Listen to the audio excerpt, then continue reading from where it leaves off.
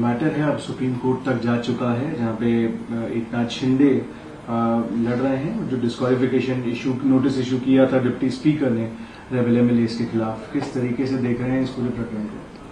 देखिए, अब शिंदे फैक्शन को कोई विकल्प उनके पास नहीं है और जैसा धीरे धीरे जो माहौल बन रहा है उसमें लग रहा है कि जो उनका दावा है वो कमज़ोर हो रहा है और इसीलिए वो सुप्रीम कोर्ट में जा रहे हैं। सवाल ये है कि अगर उनके पास बहुमत है तो उनको विधानसभा में आना चाहिए, स्पीकर से मिलना चाहिए और बताना चाहिए कि हमारे साथ बहुमत है।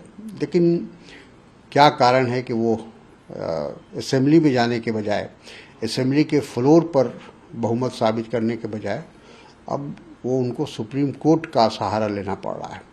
महाराष्ट्र के सीएम उद्धव ठाकरे ने भी रीशफल किया है, क्योंकि काफी मंत्री हैं जो गुवाहाटी जा चुके हैं, तो उन्होंने रीशफल किया और काफी पोर्टफोलियोज फिर से रीएलोकेट करे हैं। उनका ये मानना है कि जो इशू पब्लिक इंटरेस्ट में है उनको निगलेक्ट ना करना जाए, क्योंकि आपकी सरकार है। कैसे देख रहे हैं? बिल्कुल, ये तो मुख्यमंत्री जो भी हो उसका ये अपना अधिकार है कि वो अपने मंत्रिमंडल का विस्तार या रद्द-बदल कर सकता है। ईडी का समन मिला है शिवसेना के एमपी संजय राउत को, इसकी टाइमिंग और क्योंकि काफी मुकर रहे हैं अपने वक्तव्य को रखने में, कैसे देख रहे हैं इस ईडी के समन को? यही कारण है क्योंकि वो बहुत मुखर है और भारतीय जनता पार्टी डीस्टेबलाइज करना चाहती है महाराष्ट्र गवर्नमेंट को और ख़रीद व फरोख्त का सिलसिला वहाँ शुरू हो चुका है, हॉर्स ट्रेडिंग शुरू हो चुकी है, हर तरह की लालच वहाँ विधायकों को दिया जा रहा है और जो कि संजय राउत इन चीज़ों का खुलकर मुखालफत करते हैं या उसकी निंदा या क्रिटिसिज्म करते हैं, तो ये सीधे सीधे एक तरह से वहाँ की सरकार को डीस्टेबलाइज करने के लिए उनको ये नोटिस दी गई है, उनको सम्मन दिया गया है और एक तरह से एक दबाव की राजनीति भारतीय जनता पार्टी के द्वारा की जा रही है।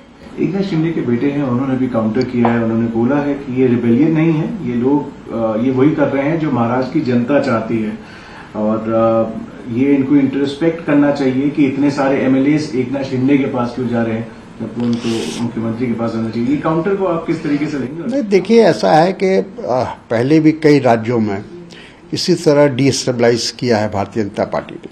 जो चुनी हुई सरकार है, जो जन आदेश लेकर आई थी सरकार, चाहे वो मध्य प्रदेश में हो, कर्नाटक हो, गोवा हो, मणिपुर हो, ऐसे कई राज्य हैं,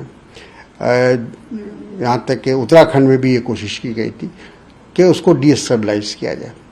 भारतीय जनता पार्टी की जो कोशिश रहती है या उनका जो काम करने का तरीका है कि हर हालत में हमें सरकार चाहिए, चाहे वो हॉर्स ट्रेडिंग के द्वारा हो, चाहे वो ईडी के द्वारा हो, चाहे वो इनकम टैक्स के छापे के द्वारा हो, हर चीज़ का वो इस्तेमाल करते हैं। ऑपोजिशन के प्रेसिडेंशियल पोल कैंडिडेट यशवंत सिन्हा ने आज अपना नामांकन भरा है और एक जंग पीसी में उन्होंने कहा है कि ये दो आइडियोलॉजीज के बीच में लड़ाई है। इस कंटेस्ट को आप देखते कैसे हैं और कितना पड़ा भारी है? बिल्कुल सही कहा उन्होंने, ये विचारधारा की लड़ाई है। एक तरफ है भारतीय जनता पार्टी की जो सांप्रदायिक और एक तानाशाही वाली राजनीति है, उसका प्रतिनिधित्व किया जा रहा है। दूसरी तरफ है जो इस देश के अंदर लोकतंत्र, जमहूरियत और जो संविधान है उसकी रक्षा की लड़ाई लड़ी जा रही है। तो ये सीधे सीधे दो विचारधारा की लड़ाई, उन्होंने सही कहा। आखिरी प्रश्न होगा सर, केरला से रिलेटेड। केरला असेंबली के प्रोसीडिंग्स को एडजर्न करना पड़ा एक दिन के लिए, क्योंकि स्लोगनियरिंग हो रही थी ऑपोजिशन के द्वारा गोल्ड स्मगलिंग केस पे और राहुल गांधी के जो ऑफिस पे अटैक हुआ था। और किस तरीके से देख रहे हैं, क्योंकि अब प्रोसीडिंग्स भी हैम्पर हो रही है बट ये इश्यूज भी इम्पोर्टेंट है? बिल्कुल, विपक्ष चाहता था कि इन चीज़ों पर बहस हो। गोल्ड स्मगलिंग का मामला बहुत पेचीदा हो चुका है और सीधे सीधे वहाँ के मुख्यमंत्री के आरोपित है एक प्रकार से। तो और दूसरा जो राहुल जी के कार्यालय पर जिस प्रकार से वामपंथी मोर्चा के लोगों ने हमला किया, एक कायरतापूर्वक हमला कहा जा सकता है उसको।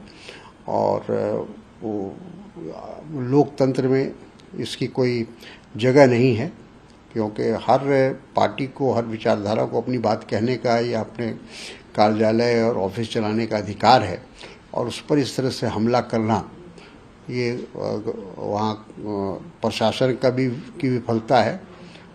और हम समझते हैं कि ये लोकतंत्र पर भी एक प्रकार से हमला है।